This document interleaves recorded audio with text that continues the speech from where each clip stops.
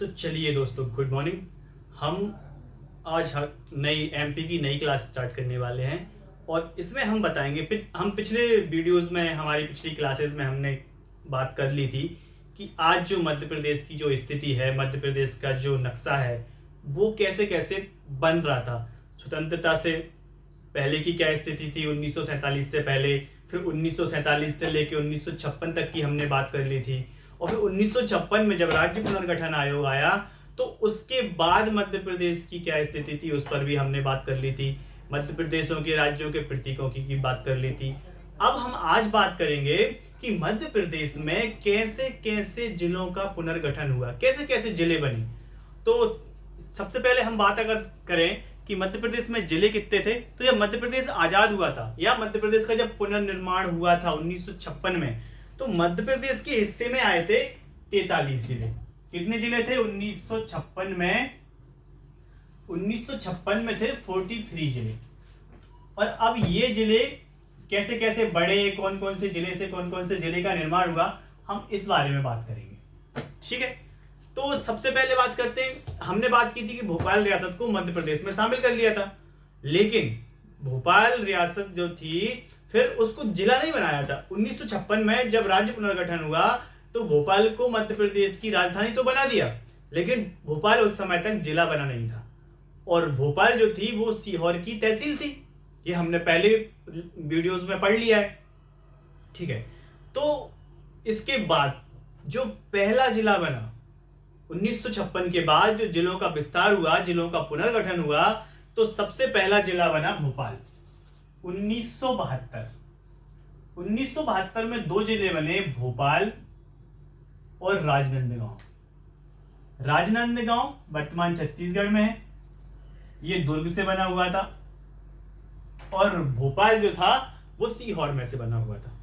सीहोर जिले को काट के भोपाल जिला बनाया था और दुर्ग को काट के राजनांदगांव बनाया था। तो इस तरह से जिलों की संख्या अब हो गई 1972। 26 जनवरी 1972 को ये जिले बने थे दो, और अब राज्य में जिलों की संख्या हो गई थी। देखो, सबसे पहले हमें मिले थे 43 जिले, अब हम इसमें प्लस करते जाएंगे, अब बन गए दो जिले और बन गए, तो अब जिलों की संख्या कितनी हो गई? 45। आगे चलते हैं। लगातार जिलों की मांग बढ़ती जा रही थी, क्योंकि मध्य प्रदेश उस समय विशालतम राज्य था, पूरे भारत का सबसे बड़ा राज्य था, क्योंकि उसमें छत्तीसगढ़ भी ऐड था, पहले छत्तीसगढ़ का विभाजन हुआ नहीं था। तो और जिलों की संख्या थी अब 45, लेकिन उसके बाद भी प्रशासन में बहुत दिक्कत आ रही थी। बड़े बड़े जिले थे और उस समय इतने ज्यादा प्रशासनिक अधिकारी थे नहीं जितने अभी तो बहुत हैं। अभी भी बहुत सारे पद खाली हैं जो गवर्नमेंट भर नहीं रही है। बेरोजगार युवा परेशान हो रहे हैं, लगातार आंदोलन कर रहे हैं। अभी 19 तारीख को आंदोलन है, फिर 21 को भी आंदोलन है, और लगातार परेशान हो रहे हैं युवा। और तो उस टाइम पे तो जो सर्विसेज में, सिविल सर्विसेज में जाने का इतना क्रेज नहीं था, लोग जाते नहीं थे, नौकरियां छोड़ देते थे, करते नहीं थे। पता चला पटवारी की तहसीलदार से लड़ाई हो गई तो उसने कहा ये डरिए तुम्हारी धर्मशाला हमें नहीं चाहिए, तो छोड़े आते थे नौकरी। तो इस तरह से सिविल सर्विसेज में जाने का कुछ क्रेज था नहीं, लेकिन आज तो बहुत क्रेज है। सरकारी नौकरी मतलब, हाँ क्या कहने। तो इस तरह से जिलों की संख्या हो गई 45। ठीक है, और जिलों की मांग बढ़ती गई। तो जिलों की मांग बढ़ते बढ़ते अब हम बात करते हैं 1998। 1998 में क्या हुआ? जिला पुनर्गठन आयोग ने सिफारिश की। जिला पुनर्गठन आयोग ने क्या सिफारिश की? जिला पुनर्गठन आयोग के अध्यक्ष थे बी.आर. दुबे। बी.आर. दुबे जी थे, और बी.आर. दुबे जी ने की 16 जिलों की सिफारिश। 16 जिलों की सिफारिश की बी.आर. दुबे जी ने, लेकिन मानी नहीं गई। मानी गई सिर्फ 10 जिले। सरकार ने माना कि हम इन 16 में से केवल 10 जिले बनाएंगे। ठीक है, 10 जिले मान लिए गए। तो अगर हम यहां देखें तो अब जिलों की संख्या हो गई 10 और ऐड हो गए, बाद में हम जोड़ लेंगे कितने जिले हो रहे हैं हमारे। तो बी.आर. दुबे समिति की सिफारिश पर 10 जिलों का निर्माण और हो गया। ये कब हुआ? मई 1998 में। ठीक है, 10 जिले बन गए, और इन 10 जिलों में मध्य प्रदेश को मिले 4 जिले। कौन कौन से? श्योपुर, कटनी, डिंडोरी और बड़वानी, 4 जिले मध्य प्रदेश को मिले। बाकी 6 जिले अभी वर्तमान छत्तीसगढ़ राज्य में। अब लेकिन जब 16 जिलों की सिफारिश की गई थी और 10 जिलों की मान ली, तो बाकी 6 जिलों की मांग और तेज हो गई, क्योंकि एक समिति इसकी सिफारिश कर चुकी थी।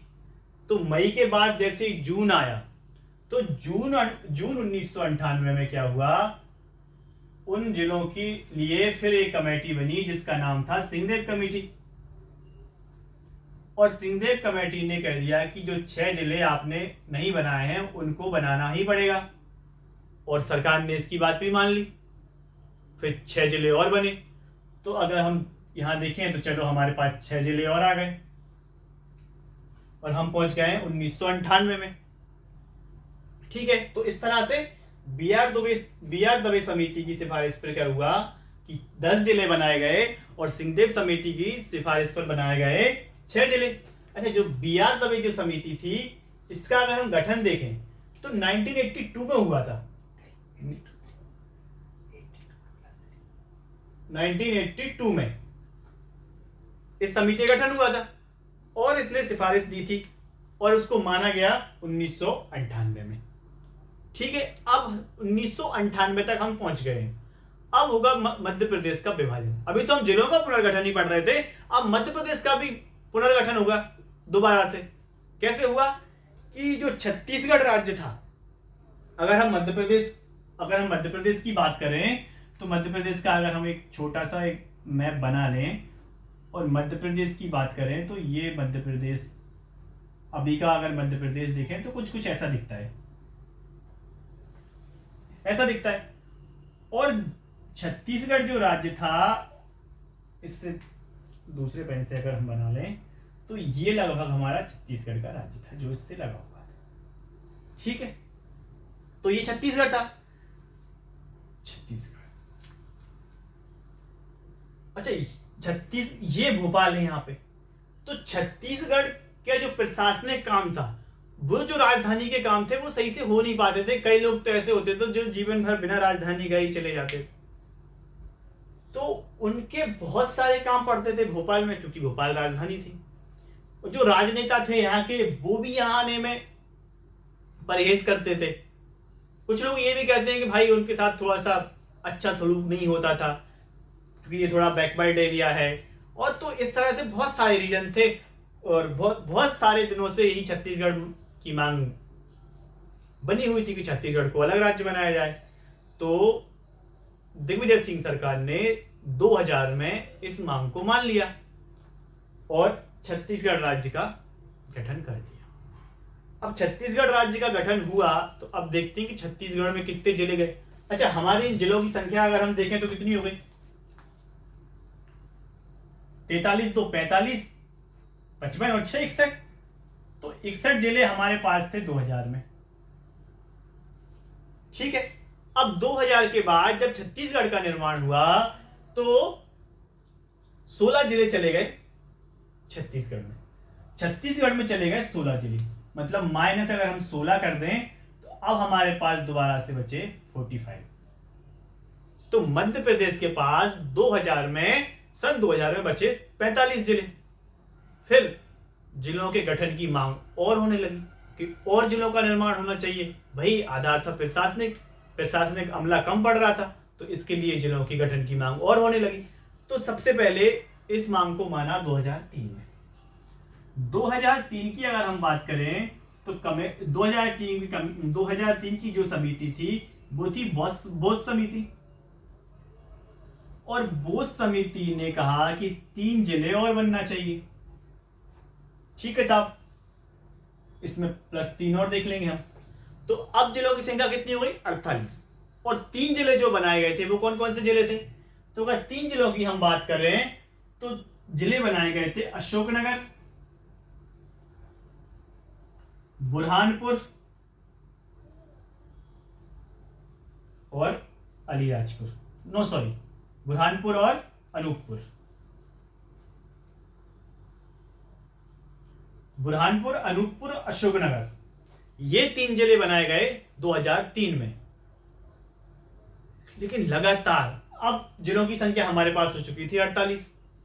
इसके बाद भी लगातार जिलों की मांग बढ़ती जा रही थी, बढ़ती जा रही थी, बढ़ती जा रही थी, और लोग जहां पे प्रशासनिक आधार पे जिला बड़ा था वहां पर मांग लगातार होती जा रही।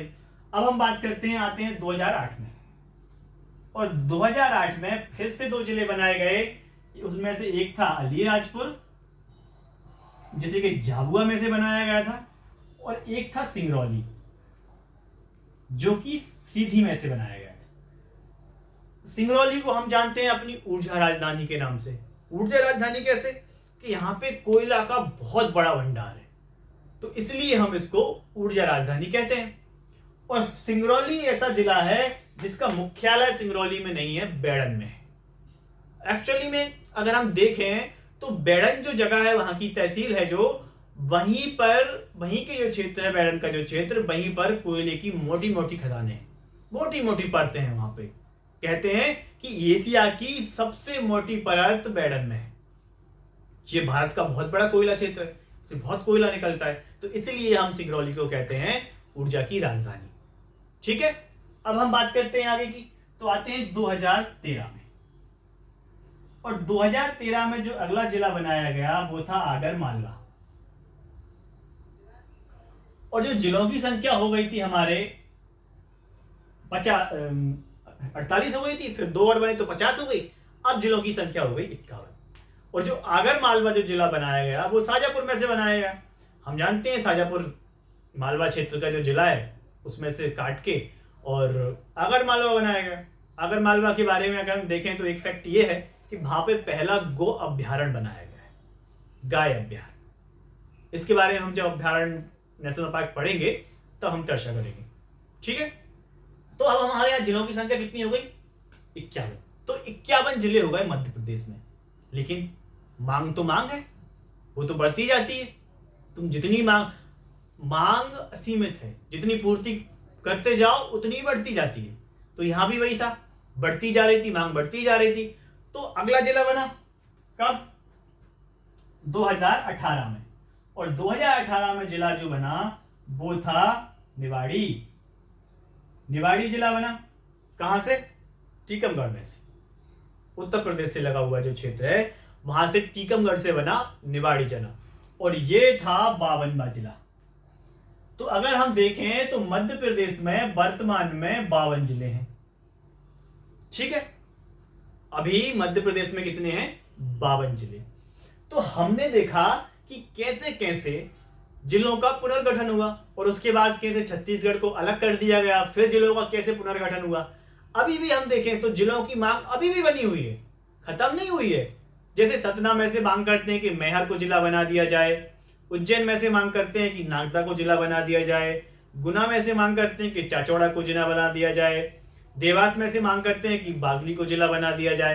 तो ऐसे कई जिलों की मांग लगातार बढ़ती जा रही है, और जैसे ये चारों जिला बन जाएंगे और जिलों की मांग बढ़ती रहेगी, क्योंकि जनसंख्या इतनी हो गई है, प्रशासन परेशान हो जाता है, कम पड़ जाता है प्रशासनिक अमला, इसलिए बार बार जिलों की मांग बढ़ती जाती है। और अब किसी को कंफ्यूजन नहीं होगा इन सारे जिलों को, और कब जिले कितने थे, क्या स्थिति थी, इन सबको अपन को अच्छे से याद कर लेना है, और हो सके तो इनको लिख लेना है या इनको बार बार देखना है, जिससे कि क्या हो कि हम इनको भूले नहीं, क्योंकि यही क्वेश्चन में आते हैं, यही आएंगे जिलों से जितने संबंधित क्वेश्चन बनेंगे वो यही बनेंगे।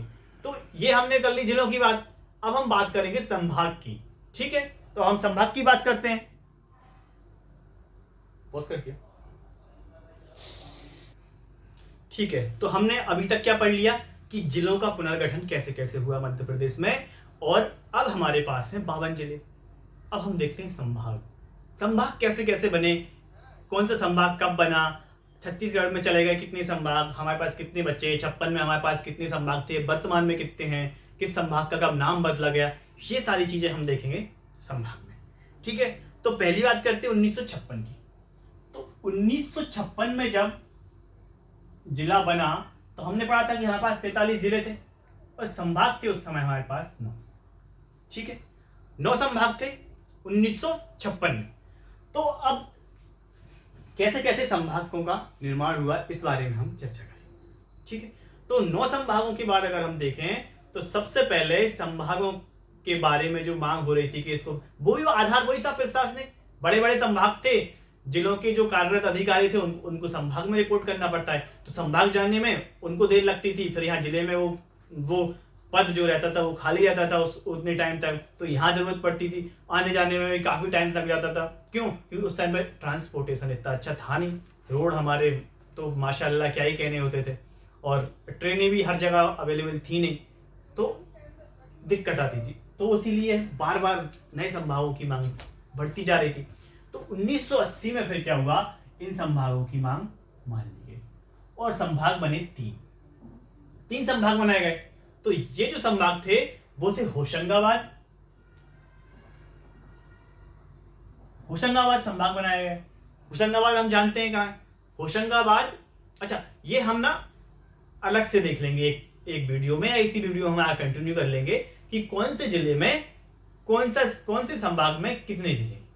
ठीक है, तो हम बात करें अगर 1980 में, तो 3 जिले बनाए गए, होशंगाबाद, चंबल और बस्तर। ये 3 संभाग बनाए गए 1980 में। तो हमारे पास जो 9 संभाग थे, अब संभागों की संख्या कितनी हो गई? 12। ठीक है, तो अब 12 संभाग हो गए हैं। अब 12 संभाग हो गए हैं, अब बात आती है 2000 में, छत्तीसगढ़ का बंटवारा हो गया और 3 संभाग वहां चले गए। 3 संभाग चले गए, तो अब दोबारा हमारे पास कितने संभाग बचे? 9। 2000 तक आ गए और 2000 में हमारे पास बचे केवल 9 संभाग। ठीक है, अब बात करते हैं 2000 की। हाँ, 2000 की तो हमने बात कर ली कि हमारे पास बचे 9 संभाग। अब बात करते हैं 2008 की। 2008 में क्या हुआ कि 9 संभाग हैं हमारे पास, एक संभाग बनाया गया हमारे पास, कौन सा? शहडोल। शहडोल को संभाग बनाने के बाद हमारे संभागों की संख्या हो गई 10। ठीक है, अब शहडोल हो गए, अब शहडोल के बनने के बाद संभागों की संख्या हो गई है 10। 2008 में एक और काम किया गया कि हमारा जो होशंगाबाद संभाग जो बना था 1980 में, तो उसका नाम बदलकर कर दिया गया नर्मदापुरम। नर्मदा नदी के नाम पे कर दिया गया इसका नाम। तो अब हमारे यहाँ संभागों की संख्या हो गई 10 और जिलों की संख्या है 52। अब हम देखेंगे कि कैसे कैसे किस संभाग में किस जिले को शामिल किया गया और किस संभाग में कितने जिले हैं। ठीक है, तो अब हम बात करेंगे उन संभागों के बारे में कि किसमें कितने जिले हैं। चलिए तो फिर हम देखते हैं। तो चलो अब हम बात करते हैं कि किस संभाग में कितने जिले हैं। अभी हमने बात कर ली कि हमारे पास 52 तो जिले हैं और 10 संभाग हैं। तो अब इन संभागों में किस किस जिले को रखा गया है किस संभाग में। तो सबसे पहले हम बात करते हैं इंदौर संभाग की, कि इंदौर संभाग में कौन कौन से जिले हैं। तो पहला संभाग हम देखें इंदौर, तो इंदौर में कौन कौन से, इंदौर खुद एक जिला है तो वो इंदौर संभाग में हो गई। तो इंदौर, खंडवा, बुरहानपुर, धार, झाबुआ, अलीराजपुर, खरगोन और बड़वानी, कितने जिले हो गए? 1 2 3 4 5 6 7 और 8। तो इंदौर में हो गए 8 जिले। ये भी याद रखना किस संभाग में कितने जिले हैं और कौन सा जिला किस संभाग के अंतर्गत आता है, क्योंकि भले ही एमपीपीएससी में ना पूछा जाए और पूछ भी लेते हैं, लेकिन व्यापम के जो एग्जाम आएंगे, चाहे वो पटवारी हो, एसआई हो, किसी भी एग्जाम में लगभग सब में ही पूछा जाता है कि कौन सा जिला किस संभाग में।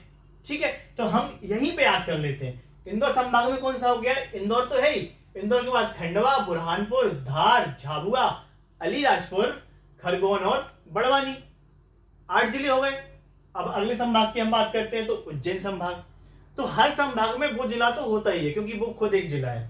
तो उज्जैन की बात करें तो उज्जैन में उज्जैन हो गया, रतलाम, शाजापुर, और हमने शाजापुर में से जो नया जिला बना था आगर मालवा, वो भी इसी में आ गया। ये भी पूछ सकते हैं कि जो आगर मालवा जिला बनाया गया है वो किस संभाग के अंतर्गत आता है, तो वो भी उज्जैन में आता है। तो आगर मालवा, मंदसौर, नीमच और देवास, इसमें कितने जिले हो गए अगर हम गिने तो 1 2 3 4 5 6 7 और 8, इसमें भी 8 जिले हो गए।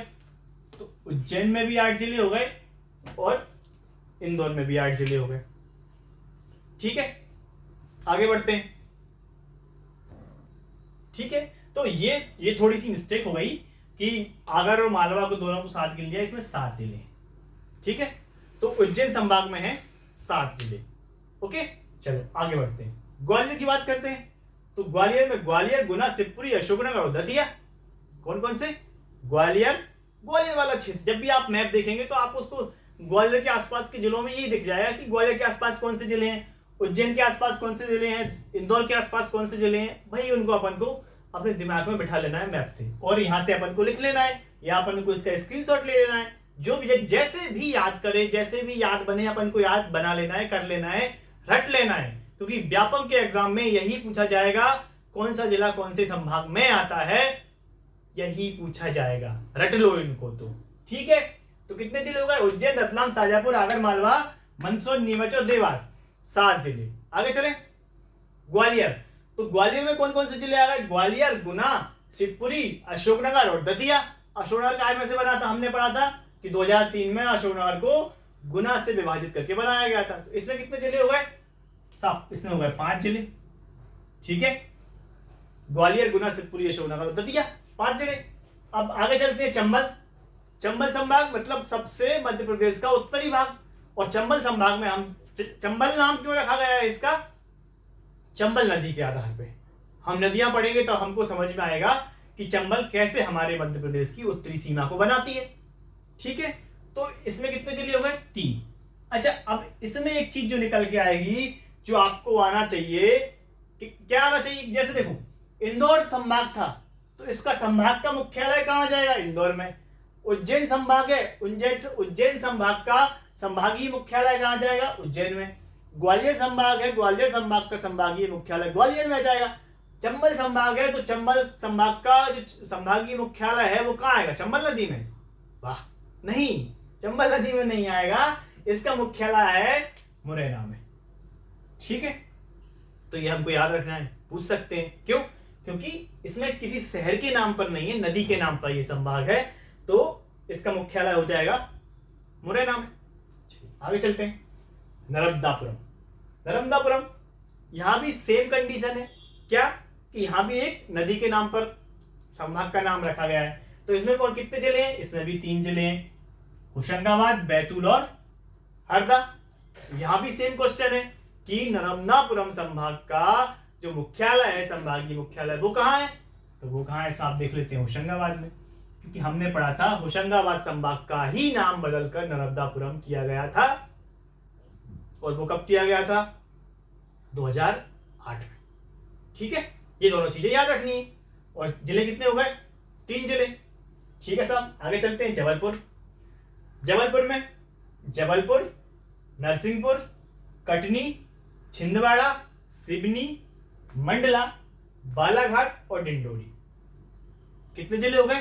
शायद 8। 1 2 3 4 5 6 7 और 8। जबलपुर संभाग में हो गए 8 जिले। ठीक है, याद रखना है इनको अच्छे से। जबलपुर के आसपास का जो जितना क्षेत्र है उसके लगे हुए 8 जिले: जबलपुर, नरसिंहपुर, कटनी, छिंदवाड़ा, सिवनी, मंडला, बालाघाट और डिंडोरी। मैं बहुत आराम से बोल रहा हूं, बहुत आराम से बता रहा हूं, आप चाहें तो इनको नोट डाउन भी कर सकते हैं या बार बार सुनेंगे आप तो भी याद हो जाएंगे, जैसा आपको सही लगे।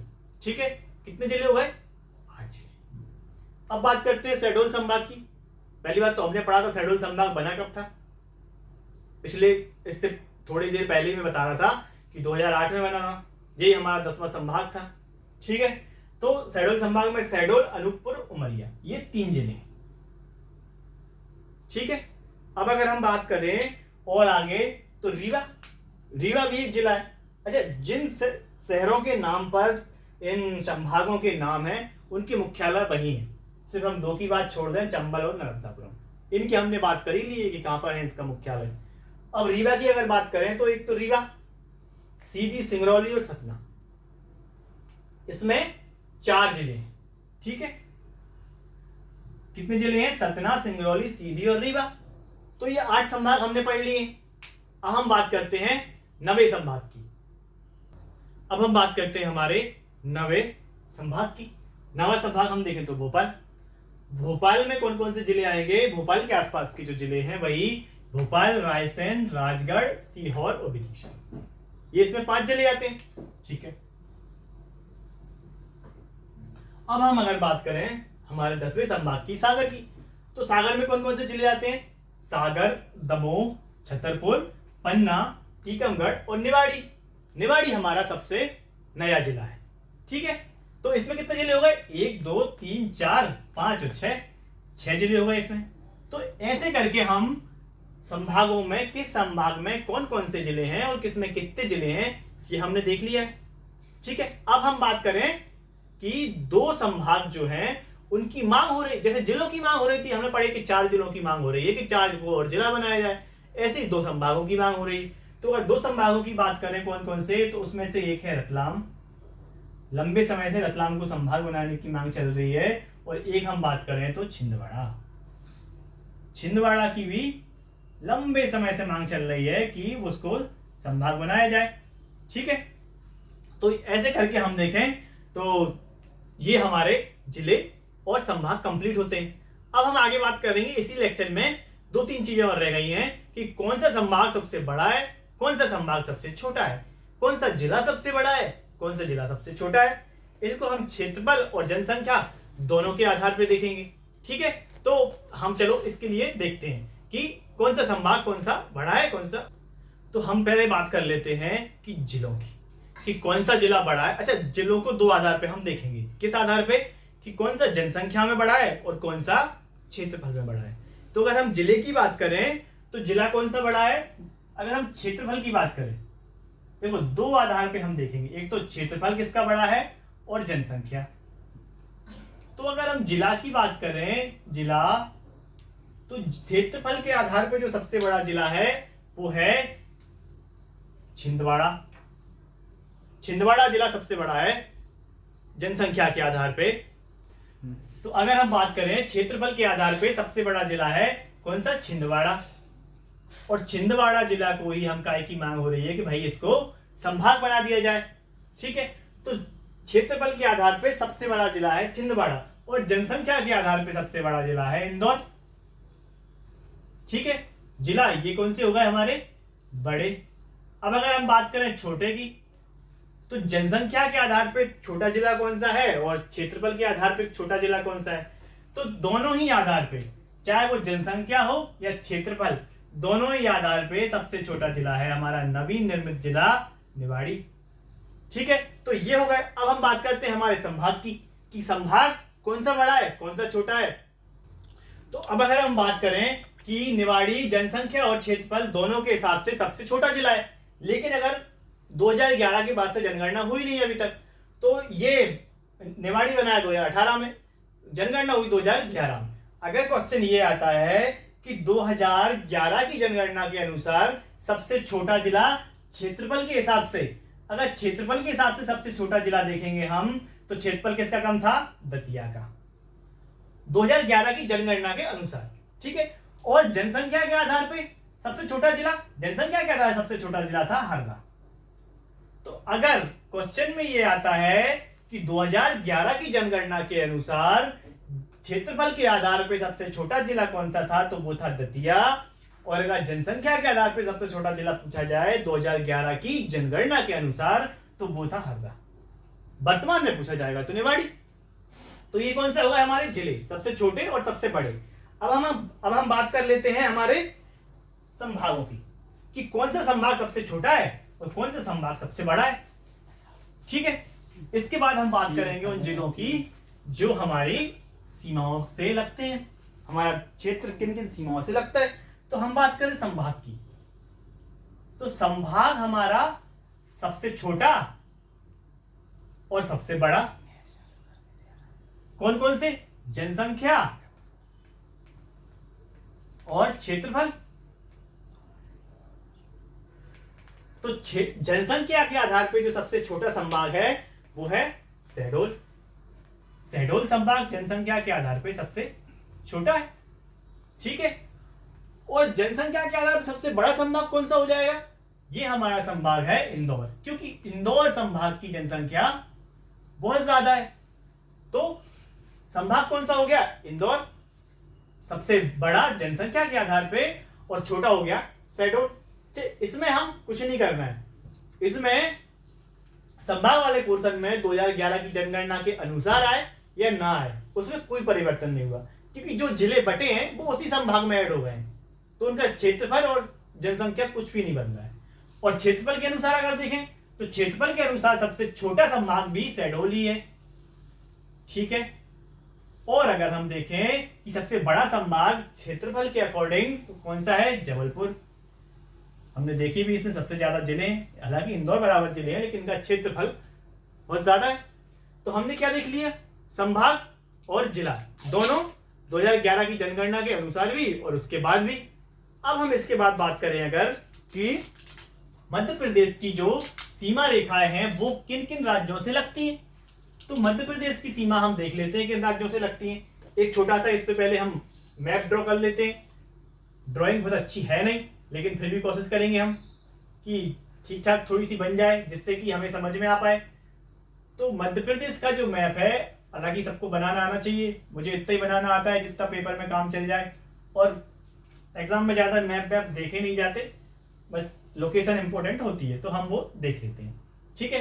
तो ये अगर हमारा मध्य प्रदेश का नक्शा है, तो अब हम इसमें ये देखेंगे कि हमारे मध्य प्रदेश की सीमाएं किन किन जिलों से लग रही है। तो सबसे पहली चीज क्या हमने पढ़ा है? मध्य प्रदेश में से जो उसका पूर्वी हिस्सा है वो हमने बांटा था छत्तीसगढ़ के रूप में, तो छत्तीसगढ़ से तो लगती होंगी, तो एक रास्ता तो ये हो गया छत्तीसगढ़, ठीक है।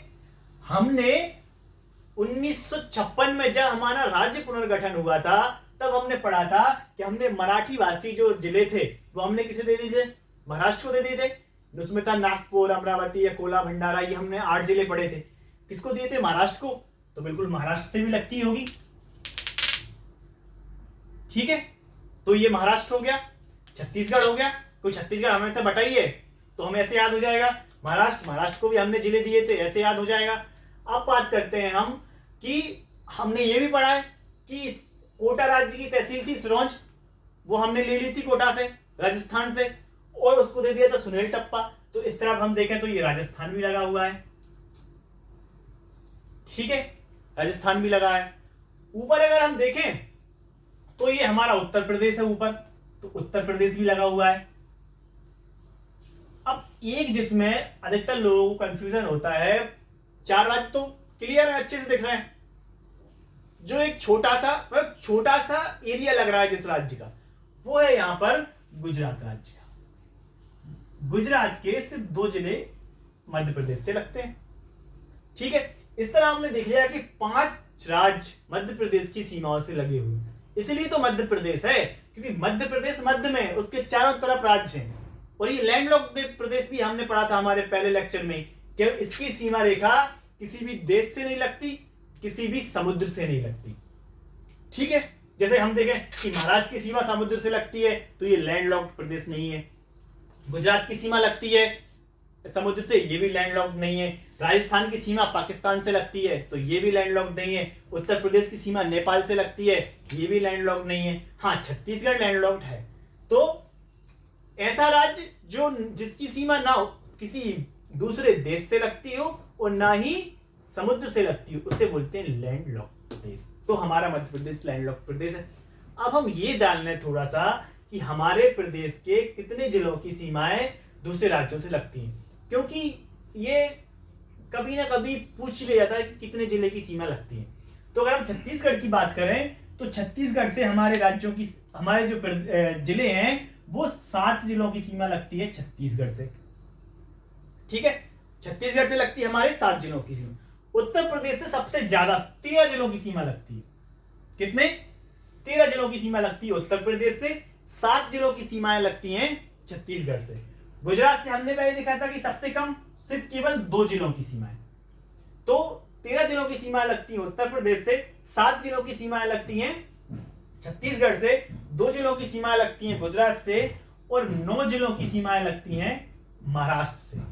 महाराष्ट्र से लगती है 9 जिलों की सीमाएं। अब हम बात करते हैं कि राजस्थान से कितने जिलों की सीमाएं लगती हैं, तो ये है राजस्थान के 10 जिले। एमपी के 10 जिले हैं जो राजस्थान की सीमा से लगते हैं। तो ऐसे करके हमने ये देखा कि उत्तर प्रदेश, छत्तीसगढ़, महाराष्ट्र, गुजरात और राजस्थान, और ये भी देखा कि किन के कौन कौन से ऐसे जिले हैं जो इनकी सीमाओं से लगते हैं या कितने जिले हैं। अब हम एक चीज और इसमें यही देख लेते हैं कि ऐसा कौन सा जिला है हमारे यहां जो दो प्रदेशों की बाउंड्री से लगता है। ठीक है, तो अगर हम सबसे पहले यहां देखें तो यहां हमारा जिला है, ये वाला पेन नहीं चल रहा है तो दूसरे पेन से, तो ये हमारे यहां जिला है बालाघाट। तो जो बालाघाट जो जिला है वो महाराष्ट्र की सीमा से भी लगता है और छत्तीसगढ़ की सीमा से भी लगता है। ठीक है, तो ये कौन सा जिला हो गया, बालाघाट। यहां पे जिला है हमारा सिंगरौली। तो जो सिंगरौली जो जिला है वो उत्तर प्रदेश से भी लगता है और छत्तीसगढ़ से भी लगता है। तो ऐसे हमको याद रखना है ये चीज है कि कौन सा जिला है जो दो प्रदेशों की सीमाओं से लगता है। अब जैसे देखो हमारे यहाँ क्या है, यहाँ पे श्योपुर है, यहाँ श्योपुर है और यहाँ पे है भिंड, बीच में जो है मुरैना। तो जो मुरैना जिला जो है वो यहाँ पे दो राज्यों की सीमाओं से लगता है, एक राजस्थान की से और एक उत्तर प्रदेश की से भी। अच्छा, बीच में ये जो नोक हम देख रहे हैं, यहाँ पे जो एक जिला है हमारा शिवपुरी। तो जो शिवपुरी जिला है उसके साथ भी यही कहानी है। जो शिवपुरी जिला है वो इस तरफ राजस्थान से भी लगता है और इस तरफ उत्तर प्रदेश से लगता है। ठीक है, तो कितने जिले हो गए, मुरैना हो गया, शिवपुरी हो गई, सिंगरौली, बालाघाट। अगर हम इस तरफ जिला देखें तो इस जिले का नाम है अलीराजपुर। अलीराजपुर जो जिला है वो लगता है किससे, महाराष्ट्र से और गुजरात से। अलीराजपुर जो जिला है वो महाराष्ट्र और गुजरात दोनों से लगता है। अब इस तरफ जो जिला है, अब यहां और कोई जिला नहीं है क्योंकि ये तो दो पूरा राजस्थान से लगता है। तो ये जो जिले हैं हमने बात की, मुरैना, शिवपुरी, सिंगरौली, बालाघाट और अलीराजपुर, इन जिलों की सीमाएं दो राज्यों से लगती हैं।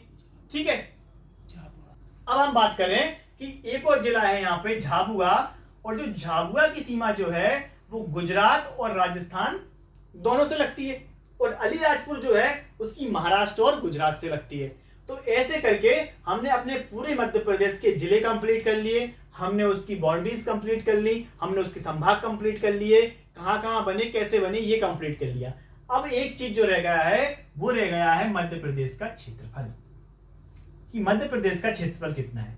तो मध्य प्रदेश का अगर हम क्षेत्रफल देखें तो मध्य प्रदेश का क्षेत्रफल है 3,08,252 वर्ग किलोमीटर। ये मध्य प्रदेश का क्षेत्रफल है, इसको हमें अच्छे से याद कर लेना है। लगभग हर एग्जाम में ये पूछा जाता है। अच्छा, एक और अगर चीज देखें कि मध्य प्रदेश का जो क्षेत्रफल है उसका प्रतिशत कितना है देश में, तो इसका प्रतिशत है 9.38%। ये मध्य प्रदेश का प्रतिशत है पूरे देश के क्षेत्रफल में। तो ऐसे करके हम ये टॉपिक कंप्लीट करते हैं। अब हम बात कर लेते हैं कि हमारे मध्य प्रदेश की जनसंख्या कितनी है। देखो, जनसंख्या को अपन जानते हैं कि हर 10 साल में जनसंख्या की गणना होती है, लेकिन कोविड के वजह से 2021 में जनसंख्या की गणना हो नहीं पाई। तो हमारे पास अभी जो ऑफिशियल आंकड़े हैं वो 2011 की है। तो 2011 की जनगणना के अनुसार हमारी जो जनसंख्या थी वो 7,26,26,809 इतने व्यक्ति हमारे यहाँ निवास कर रहे थे 2011 में। अब जो नया डेटा आएगा, 2021 में जनगणना हुई नहीं है, ना ही तो ऑफिशियल डेटा है नहीं, तो 2031 में शायद जनगणना हो, तब इसका ऑफिशियल डेटा आएगा तो फिर हम देखेंगे। अब हम बात करें, ये हम यहाँ पे क्लास आज की समाप्त कर रहे हैं, फिर हम आगे चल के और वीडियो बनाएंगे। और बस आपसे यही कहना चाहता हूं कि आपको जो भी डाउट हो, आपको जहां भी डाउट हो या कहीं गलती हो गई हो, ह्यूमन नेचर है कि एरर हो जाती है, कहीं पे गलती हो गई हो तो वो आप हमें कमेंट में करके बताएं। और पीएससी से संबंधित या एमपी से, एमपीएसआई से, पटवारी से संबंधित और जितने भी लेक्चर हो सकते हैं, जितने भी हम बना सकते हैं वो हम बनाएंगे और हमारे चैनल पर डालेंगे। तो आप इनको देखते रहिए और जो भी गलतियां हो वो बताते रहिए, तो हम सुधार करेंगे। हमारे चैनल को लाइक करें, सब्सक्राइब करें और शेयर करें। धन्यवाद।